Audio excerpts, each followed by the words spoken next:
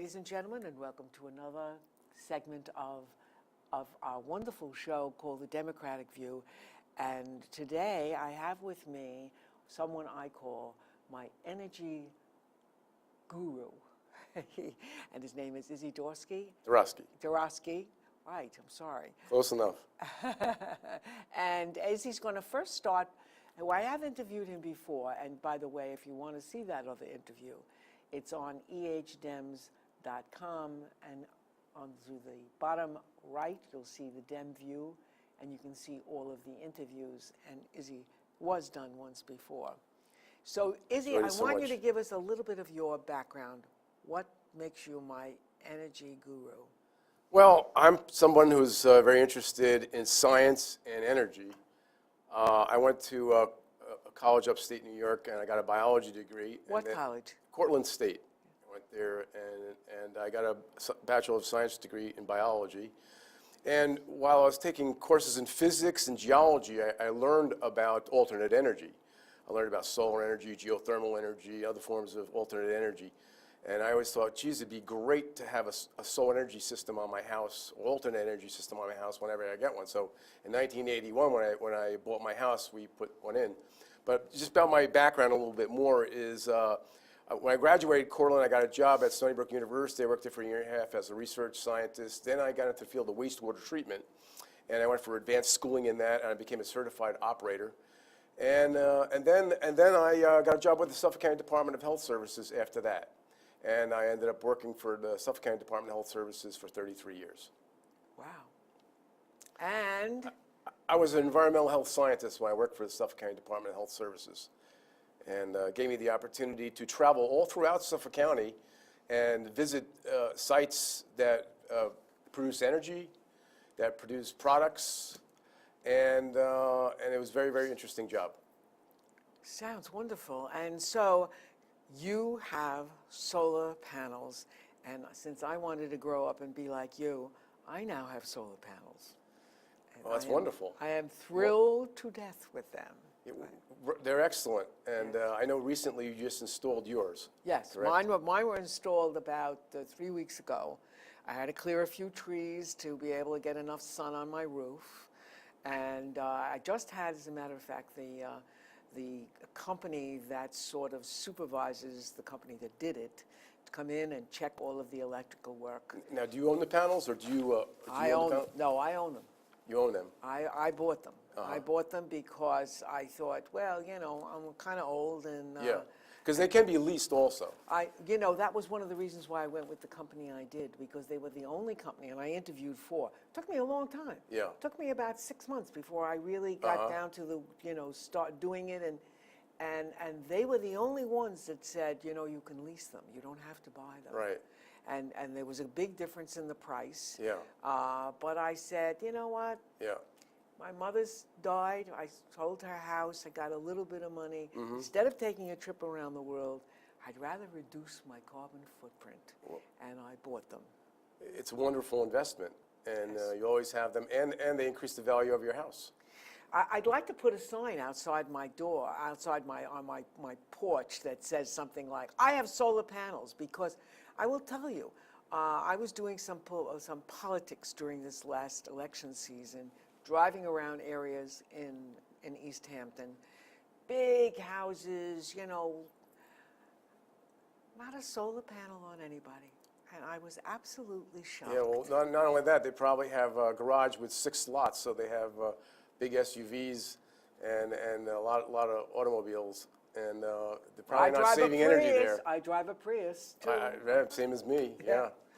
I mean, I really believe that it is time for all of us to think about the future. If you don't think about the future, and we live in such a precarious area, I mean, just look at the Philippines, and you know that, hey, folks, it is time for us to begin to consider ways to help Mother Earth. Yes, it's we have to do everything possible, and individuals can go out and purchase solar energy systems, alternate energy systems.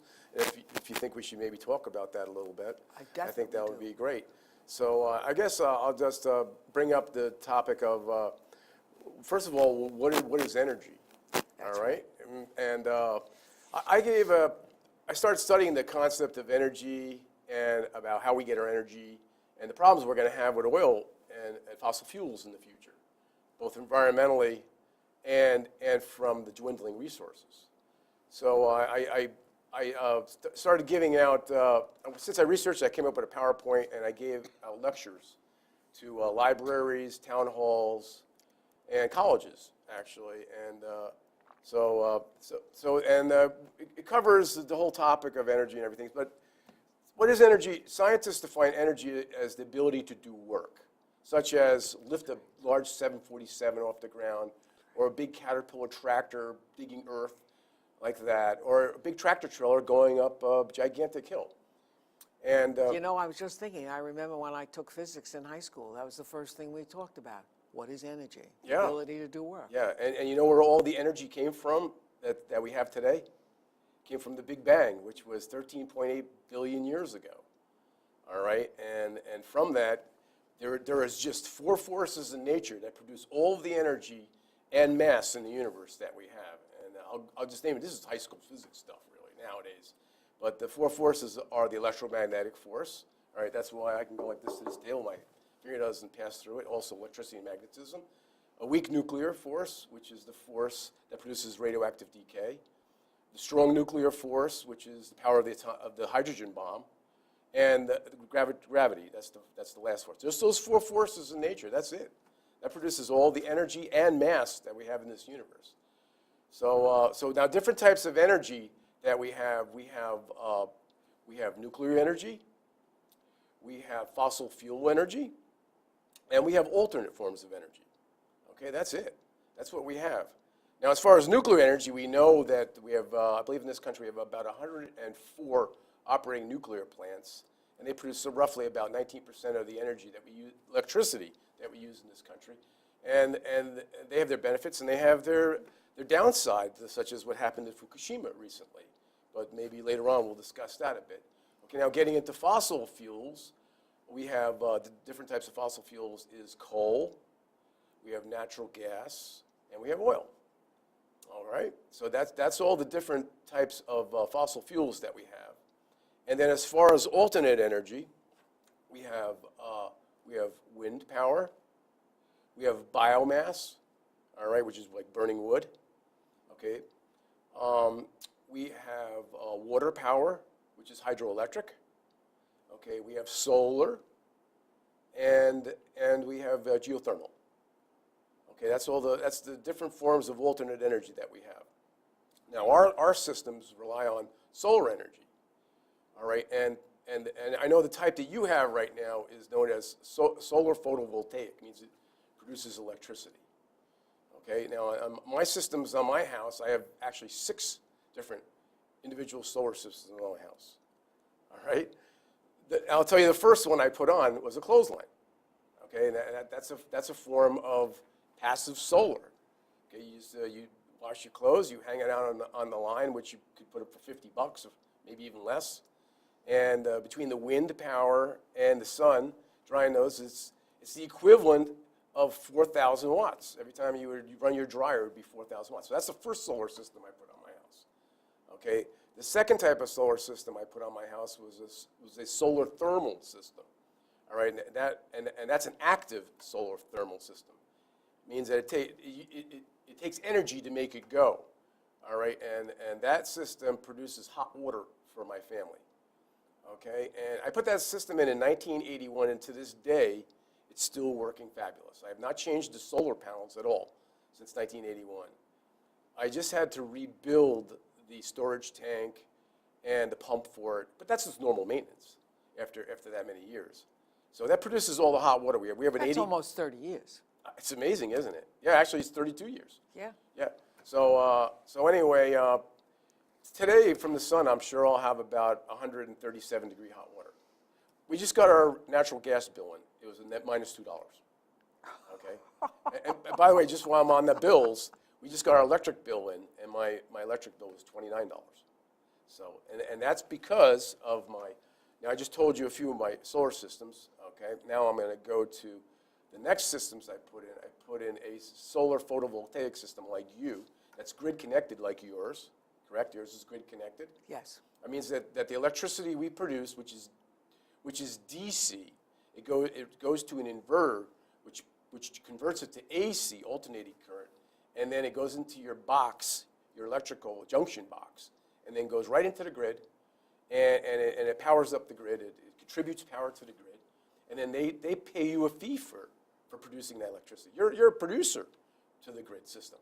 Gee, I didn't know that. Just as long as you're not using more than you're producing. You're using more than you're drawing from the grid. I don't think I am. No. So then let's see. Another system that I had put on was a small DC separate power system, a very small one. I only have 5 small solar panels, and that just charges 2 180 amp batteries. That's a proper storage system that's closed and vented, just in case you had a hydrogen leak from it, and that would vent it outside. But we haven't had no problem. The batteries are all enclosed, but you could theoretically overcharge them, and you could have a little bit of issue. But I haven't. I've put that system in 2005, and my batteries are still working to this day. And what does that system do? That system, I have alternate energy lighting throughout every room in my house, either LED or xenon bulbs, and that way if the power ever goes out, that way I can light up every room in my house, and I can also do a few other things. I have a DC-powered fan right above my wood coal stove, and I could distribute the heat from my wood coal stove into my bedroom, which is far away, because it's an L ranch, and that will heat that up on a thermostat. I could also blow heat into my basement to keep the pipes from freezing. So I always wondered, geez, what would happen if the power went out? Now, our grid-connected systems are wonderful. The only limitation that they have is that if we get a hurricane or the grid goes down, then our systems can't function. Yes. Right? That's the only problem. But with my little DC systems, just as long as my panels don't get blown away, which is a possibility, but they haven't yet. So then I can light my house up. I can heat my house with my wood coal stove, blowing the heat all around. I also have a few little outlets. I can run a few utilities. I can actually run a small refrigerator on DC, and so it's a very, very good system. So how do you heat your house? Because that's the thought. I mean, Okay. I have to buy oil, and Right. I really hate having to buy oil. I don't mind when Yeah. I drive up and I go in to fill my Prius. Oil and I'm is- using 5 gallons. I don't mind that. But when I have to buy that oil, Yeah. I say to myself, there must be a better way. Yeah, oil is a wonderful substance as far as energy density. The problem is that it's not renewable. Okay. No. So, but theoretically, they can manufacture oil in the future through vegetable oil, through biodiesel and biosources. All right, but they're very limited. So, but how I heat my house is I put an extension on my house in my bedroom. I built all windows on the south side, and often we'll just shut our boiler off because it's a natural gas boiler that's made in Germany. It can be made to shut off. It's fine. Some boilers you can't shut off because the gaskets will leak water. But that one is made to shut off.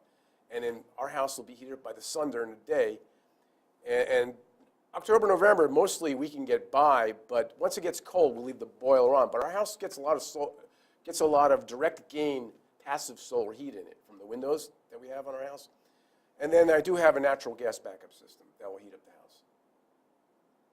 So you use natural gas? Yes, I do use natural gas. And I'm just going to mention my last solar system, just so I don't forget, because we get these conversations sometimes, we'll lose our track here. My last solar system that I have is a solar attic fan. I have a solar attic fan that has it's a DC powered fan. It's built right into my attic, and it kind of faces on the west side. And think of it, your attic. You know how hot an attic can get, right? Sure. I have passive vents in the attic, but when the sun comes up, heating that attic, the sun's going to hit that solar panel, and that solar panel is going to, the more sun, the more fan power we'll get, and it'll ventilate out that heat very effectively out of my attic. And so that's another simple solar system that people can get. So just to review, if people are thinking on saving energy and putting a solar system on, first thing you can do is you can get a clothesline, all right? And you know, something you don't mention, because I know as a child, we always put our clothes out to my bedroom window. My mother had a clothesline. Yep. And In the city, right? It was in the Bronx. In the Bronx. And I will tell Yeah. you that those sheets smelled unbelievably Yep. wonderful. And it's a shame I don't do more of it myself. I should be doing more of that. Yeah. Well, some people they get used to the dryer and they don't like the feel of clothes being outside. Because it's a little crisper. But anybody would realize that the scent from a natural scent is just it seems to wonderful. be more enhancing. And It's absolutely it's all what you wonderful. get used to. It's a psychological thing. It's a subjective thing, And you get a little exercise. You go out there. My wife broke her ankle, and I was doing the laundry since August. I was doing the laundry and doing the cat boxes and all that. One thing was I lost 10 pounds because of it. but now I took the clothes out for her with the clothes basket today, and she just wants to go out there and hang those clothes. She likes it. The cat comes. The cat goes sits by her. It's a wonderful experience. You go look up at the sky and see the clouds and say to yourself, geez, it's so nice to be alive and looking at this wonderful world. I remember all the time when I was a kid, when occasionally when my mom would come home and the clothes would be frozen on the line, and we would have to take them in and then hang them around in the bathroom, Yep. And I remember also my grandmother, who lived across the way, who would yell at me, Philly, she had an Italian accent, Philly, get those clothes off the line before your mother gets home. Yeah, I'd have you'd to be in pull big trouble. I'd have to pull in those clothes. But the smell was incredible. Yeah. It really was. It had such a freshness to it that you don't get out of a dryer. Yeah. So it's a really good thing for people to try and save energy all they can. Hey, and they're saving money. That's right. And it's more money that you can put away, and you could do things that you want to do. You can donate the money, or if you feel that way. But we all got to do our part, And energy, we're just wasting a lot in this country and the world. And 8 billion people in the world right now, and that's right. And a lot of those people, they don't have anything. They're just struggling to get by, to get food. And why waste stuff like that? And it isn't only that. I think when you live particularly in this area, and I did mention to you before the show, and I was doing some politicking and driving around in areas here where there were very large houses, and I never saw solar panels on anybody's roofs. As a matter of fact, I only know one other person who has solar panels in my part of East Hampton. Now, I haven't been to Montauk and looked around over there, but I only saw one person who had solar panels. And I am absolutely amazed that there aren't more people who are interested in doing this and don't understand. Yes, it is an expense, but as you know, you can rent them as well. But it is an expense. But in the long run, it does pay off. And as a matter of fact, right now I was able to get a nice little pushback right away from LIPA. I don't know how long that's going to last as LIPA is being taken over. But I was able to get some money off right away. We're very lucky. We're very fortunate because my solar energy system, my photovoltaic system,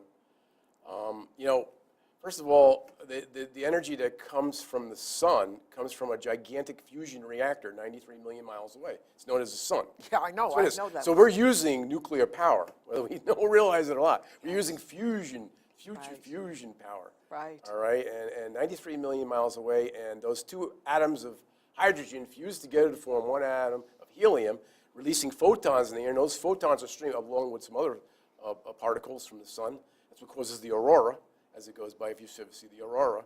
So here, think of it, our panels are like receivers, are like leaves, picking up these photons coming from the sun, 93 million miles away, and converting those photons into electricity, which runs in our wires, and then powers up our houses, and then eventually, if we produce a surplus, goes into the grid, and then fills up that grid, and then pumps that power around.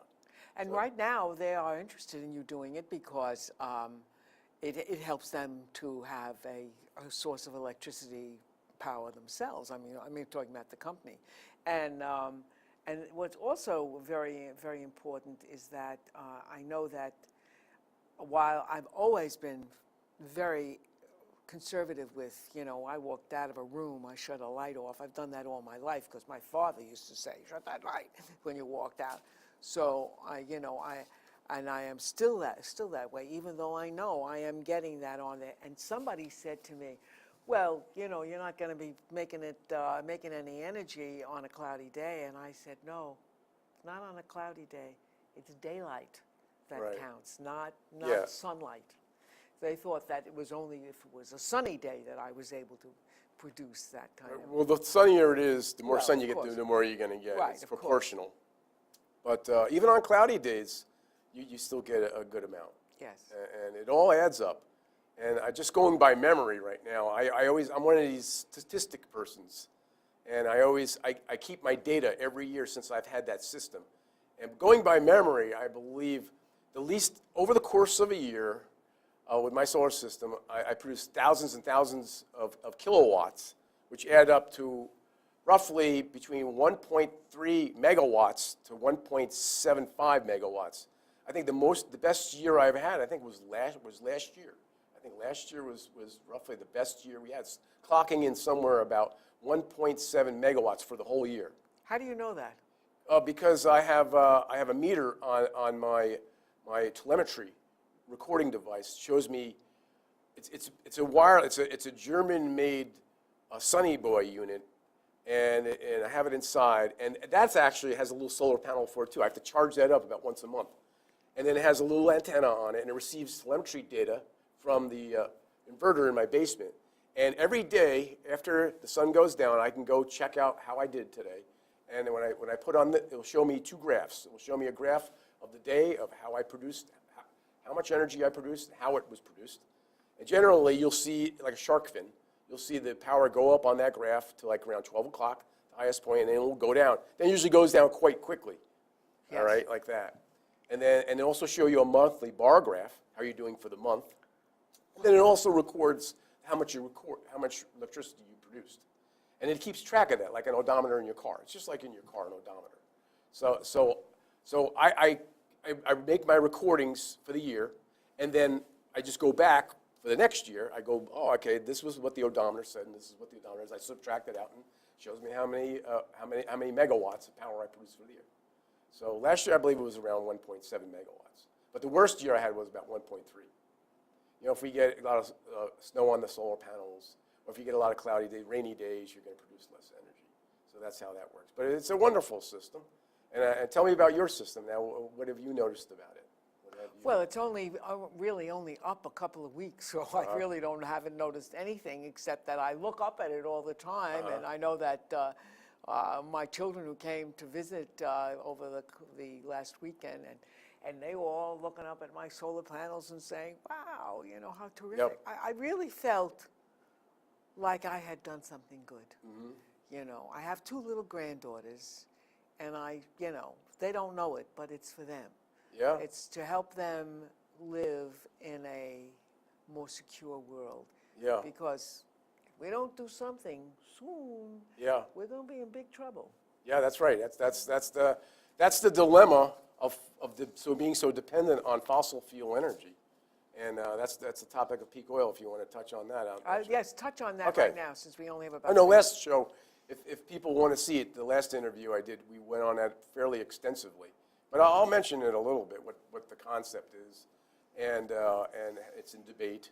But what the concept of peak oil is that we're so dependent on fossil fuels, coal, natural gas, and oil, but particularly oil.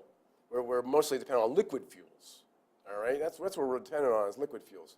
So the concept of peak oil states that oil production in the world has been increasing ever since they've been using it, and they've been using it since the Chinese, the ancient Chinese, back around, I believe, 800 BC.